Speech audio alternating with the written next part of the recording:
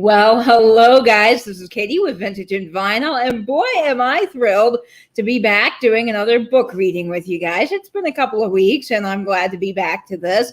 I am desperate to find out what happens in Chapter 9 of House of Flesh. We've been reading this really fun 1950s saucy novel that I got from Misty over at Thrifter Junker Vintage Hunter, and it has been so exciting following along the journey in this book. Man, there's a little bit of murder, it seems, a little mystery, and a whole lot of romance. So there's quite a bit of fun in this book. And it's just amazing to me that in the 1950s, they had this kind of content out there for people to be able to read. But there was a lot more that went on the 50s, went on during the 50s. And a lot of us just really didn't realize. So if you do a little deep dive into that, you might be pretty shocked. The 50s weren't as, calm and tame as we all like to think that they were.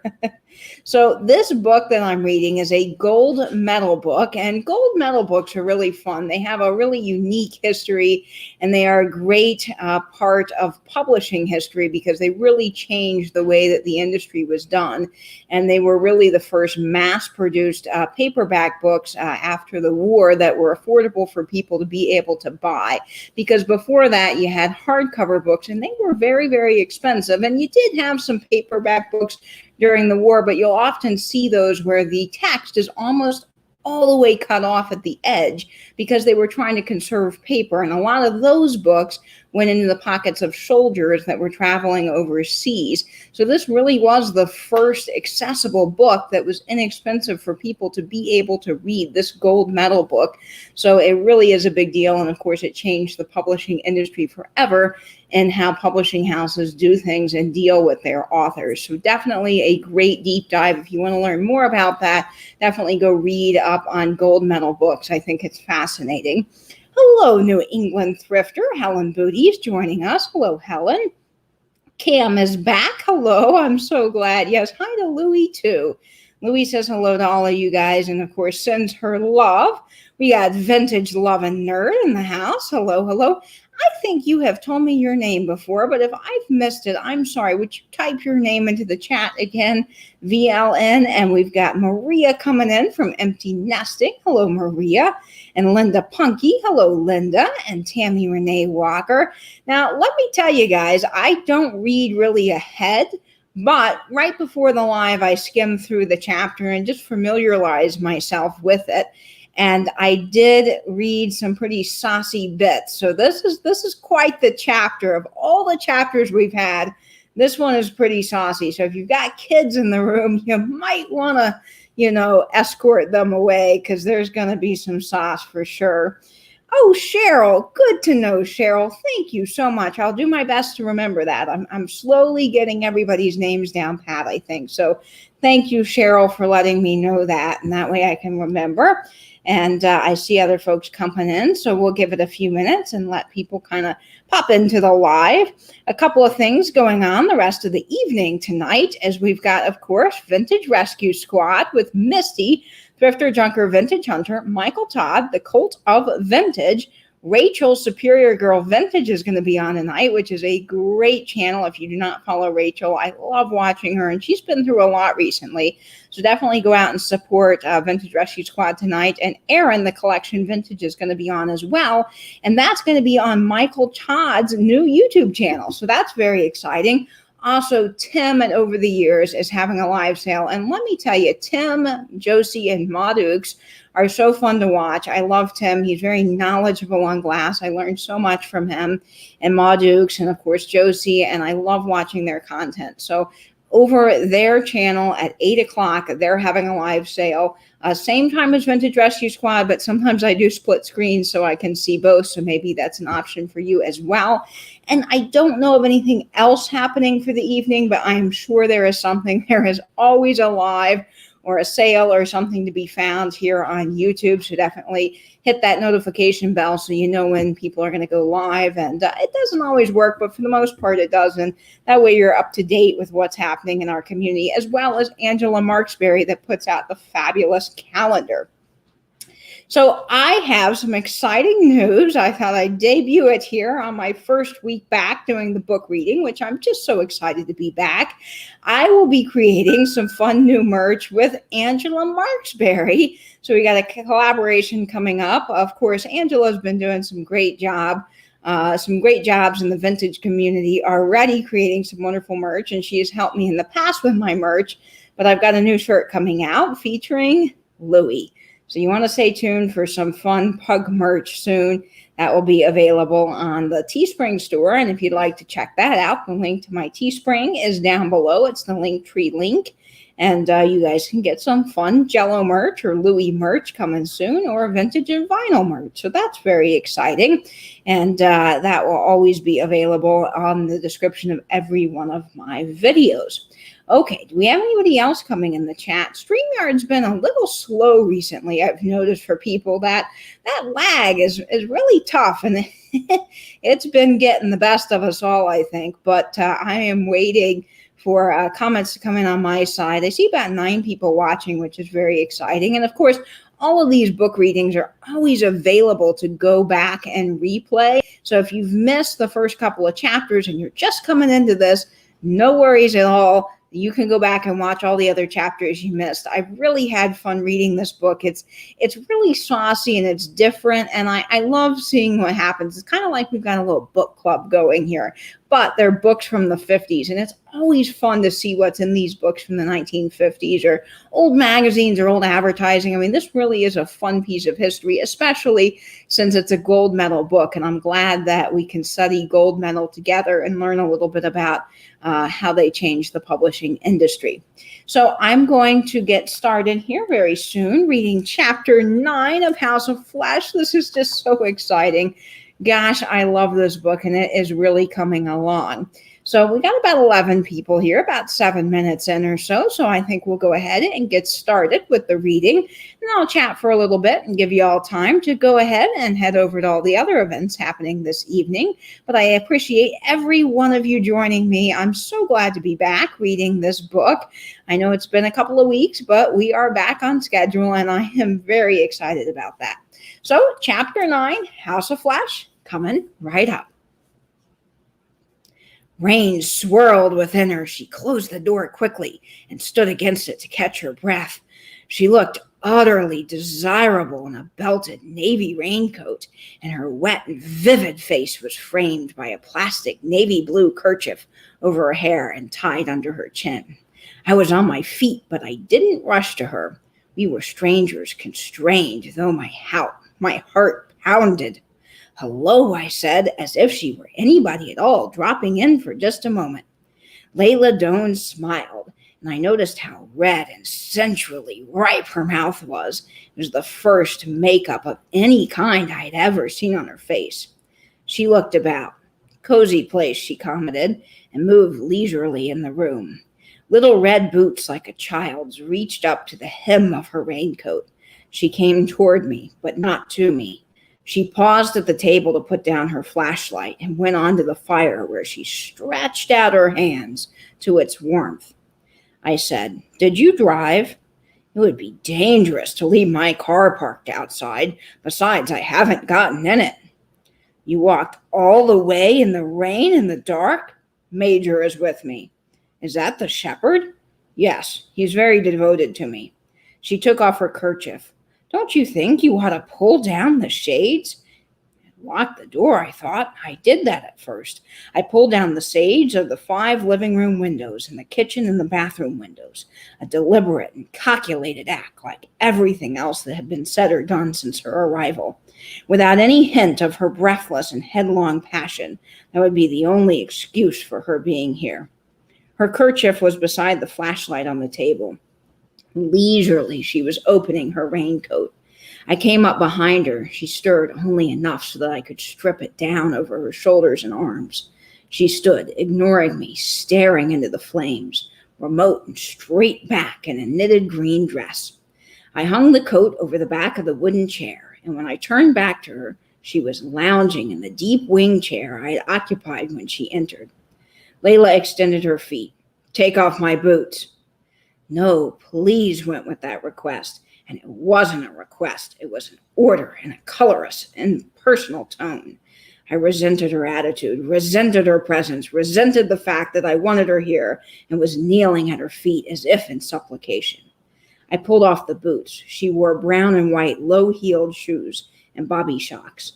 I removed the shoes and the socks, and I held a bare foot in my hand, a smooth foot, unbroken and untwisted, with its sleek turn ankle and calf.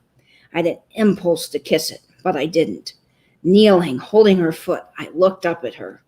Her face was turned sideways into the fire. Her profile was static, but now empty. It seemed to be holding emotion in suspension, but there were purple shadows at the corners of her eyes. I rose. I took out a cigarette and offered her one. She shook her head. I said, "I suppose he's out with the car. I couldn't bring myself to say your husband or even his name. He's playing poker with his friends. He'll be gone till 1 o'clock. It was now 20 after 9. That gave us 3 hours and time for her to walk back. Plenty of time, even with this waiting. But waiting for what? Who was waiting for whom? I tossed my cigarette into the fire and put my hands on the arms of the chair and bent over and kissed her. Her lips quivered under mine without parting, with ardent response. Suddenly, she tore her mouth away and pushed me back from the chair, and I stood up. I said, "What'd you come here for then? Nobody forced you to." When I stopped speaking, I could hear her breathe. Her face had changed. It had become sodden, and her eyes were heavy as if drugged. "Undress me," she said hoarsely, but slowly, very slowly. She remained standing in front of the fire. I found the zipper at the side of her knitted dress. She didn't help me at all. Slowly, she had said, an order, a ritual, like taking off her boots. The little she had on under her dress was simpler, but I made this slower still, lingering, caressing. Then I stepped back and looked at her in the gentle, mellow glow of the flames. Conrad Hickey was right. Her figure was fuller than I had thought, but not the way he had planned it. Not fleshy, ripe, and at the same time firm. Deep only where a mature woman should be, and her skin was tan like satin. Layla was smiling now, warmly, liking me to look at her. She lifted her hands and placed them on her hips, and her own hands pulled my face down to hers, and her body arched taut as bousting against mine. That play was all hers. I was tagging along with her, obeying the moods of her desire. That was all right because our desires coincided. Her hands holding still my face curved. The sharp fingernails dug into my cheeks. "Hey, that hurts." She laughed, or maybe not a laugh, so much as an expulsion of breath. She ran across the room and threw her face down on the bed and waited for me. Moments later, I wondered how I could have thought her remote and restrained and withdrawn. I must have dozed off. I awoke gradually, remembering. Drowsily, I felt beside me. I was alone in bed with a great sense of loss. I thought it must have been a dream. Against my eyeballs, brightness glared. I opened my eyes, and there she was, sitting by the fire. She sat on her legs. She must have built up the fire, for it was blazing, sending dancing highlights of shadow over her naked body. Her back was to me, and she had taken down her hair. It hung gleamingly black in the fire to her shoulders. She was beautiful. I knew that now. "Like me any better?" I said. She looked over at me, a bare shoulder. For the first time, she had really smiled, full-mouthed, generously. I had leaned that, after all, was capable of emotion, physical emotion, anyway than any other woman I had known. "A little," she said. "Come here to the fire and bring the blanket." I gathered up the blanket and crumpled at the foot of the bed. She rose to help me spread it out on the front of the fire, and we lay down side by side.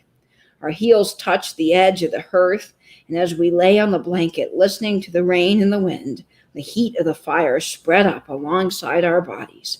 I had found peace. She turned her head on my shoulder and said, "I'd like to see you play basketball. You must be very graceful." "I suppose George Wellman told you I'm a basketball player." George, do you know him? He's in North Set. Is he? She said indifferently. Her voice had become flat again. Her cheek was on my shoulder, so I couldn't see her face. Not that I could have told him from looking at her where she was lying. But why should I care? I had as much of her as I ought to want. It wasn't that simple. How did you find out about me? I persisted. Perhaps because I'm interested in you. She had told me as much as she wanted to, and that was little. I said, all right, well, I'm interested in you. Tell me about yourself. There's nothing. You come from New York, don't you? From Pennsylvania, but I lived in New York for a while. Alone? She stirred a little. Yes, I was a sales girl in a department store. Was that where you married Kenneth Doane in New York? She let a long silence pass before she said yes. And after that, there was no more talk. You couldn't get anywhere near her with words. With her, there were a means of communication.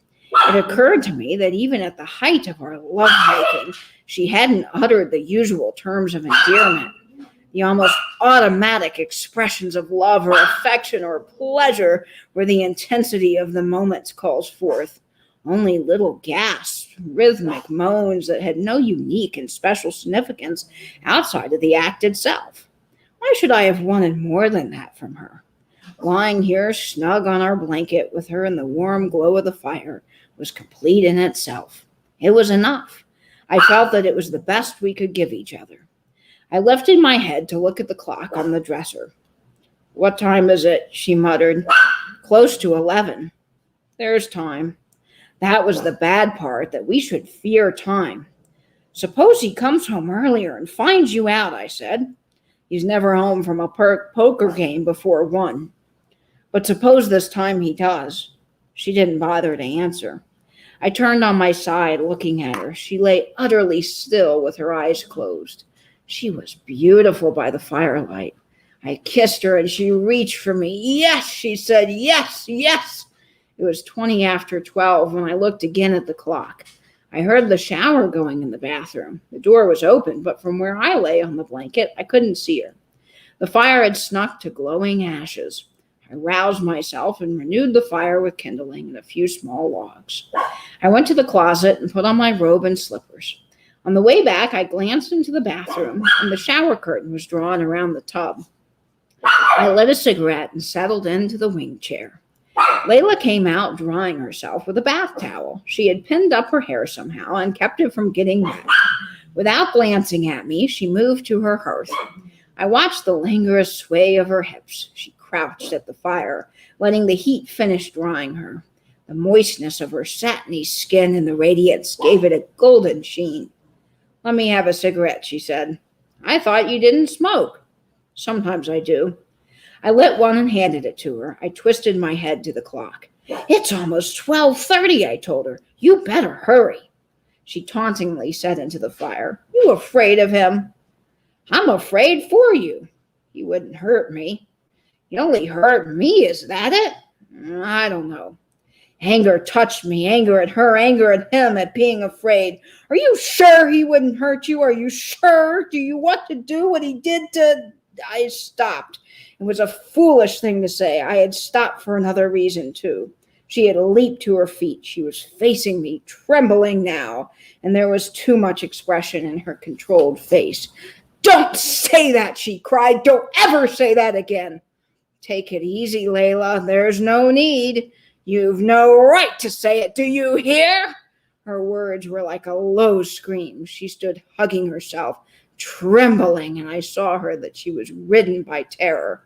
My God, I said, you're scared of him, scared sick. No, that's a lie. Why go back to him? Why stay with him? Don't! You don't know what you're saying. And she went to her clothes and started to dress, fumbling her fingers, her breasts heaving. Momentarily, her head disappeared as she pulled the green knitted dress down over it. And when I saw her face, it was as if a whisk curtain had changed the scene and the character. Abruptly, she was completely calm and drawn back into herself. The transformation started at the outburst. She smiled. I guess I was pretty silly, but those stories annoy me. Is that all it was? Of course. She sat down to put on her socks and shoes and boots. Layla, let me help you, I said. You mean dress? You know what I mean. She rose and I held her raincoat for her. She tied her rain kerchief, picked up her flashlight. She hadn't answered me. She had, as usual, simply stopped talking. There were no more words, not even a goodbye. A kiss as I had unlocked the door, a brief brushing of lips, and she was gone. I closed the door and pulled up the window shade. Her flashlight cut through the night. In its splash, I saw the rain. It turned to drizzle, and I saw the big German shepherd rise from the side of the bungalow and silently accompany her. Well, guys, that is it for chapter 9. We'll have to find out what happens next in chapter 10, but I told you that was going to be a really saucy chapter, so I can't wait to find out what happens in chapter 10. This is going to be really fun. Let's see who's in the chat who joined us while reading. Let's see. I see Proud American is here. There is some weird things in this chapter, I will say, Proud American. Daniel is joining us from Tacky Is Me. Hello, Daniel. I'm glad you're here. Tia Fane, yes. It is a pretty saucy, I will say, Tia Fane, but it could be worse, I feel. This is pretty tame, compared to what we see now. And of course, in the 1950s, there were a lot more things going on that we probably don't know about. It's not as tame as we all like to think. Yes, I think that he had a dream. Hi, Book Bewitched. Welcome. Welcome to the chat. Glad you're here. Hi, Chicago Lady. Jeannie, welcome to the chat. Yes, holy moly. And I think that this book is going to get even saucier. Hi, Lois Hoover. Welcome to the chat. Glad you are here. Yes, I think the next chapter is going to get even saucier because there's something here with Lola Doan that I am dying to find out. So we're going to have to wait for next week to find out what happens with this chapter. Chapter 11 or chapter 10 will be in next week. So that's exciting. I'm really looking forward to that. Now, if you are looking for something else to watch this evening, don't forget that coming up next is Vintage Rescue Squad on Michael Todd's channel, The Cult of Vintage, and he is going to have Misty, Thrifter Junker Vintage Hunter. He's going to have Rachel, Superior Girl Vintage, and Aaron at the Collection Vintage, so that is going to be a fabulous time. And then, of course, if you're looking for a sale, Tim at Over the Years, who just has phenomenal items and is so knowledgeable, he's going to be having a sale next. That's Tim and Over the Years at 8 o'clock Eastern. Rescue Squad is also at 8 o'clock, so you can do split screens. But Ma Dukes and Josie and Tim will all be together for a fun sale tonight. So I'll try to bounce back and forth between both chats. And I'm sure there's something else happening. But, there's always so much going on in the community. It's hard to keep up. But thanks to Angela A. Marksberry on Instagram, I've got the calendar so I can always check in and see what's happening.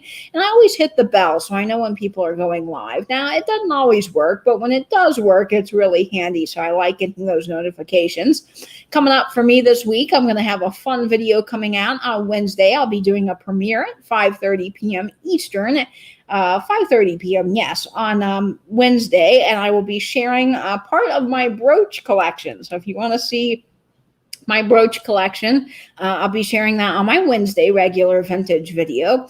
And then that evening at 9:30 p.m. Eastern, I'm going to be having Show and Tell, and Tammy will be joining us from Vintage Uprising, Texas, and she is going to be sharing her camera collection. So if you love vintage cameras, you want to tune back into that on Wednesday. And of course, on Friday, I'll have a fun vinyl video coming out.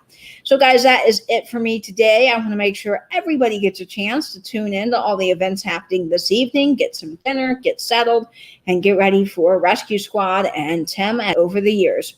So thanks, guys, for tuning in. And if you missed these last couple of chapters, you can always go back and watch them. But for now, in the meantime, I'll be seeing you over on my Instagram page at vintage_and_vinyl.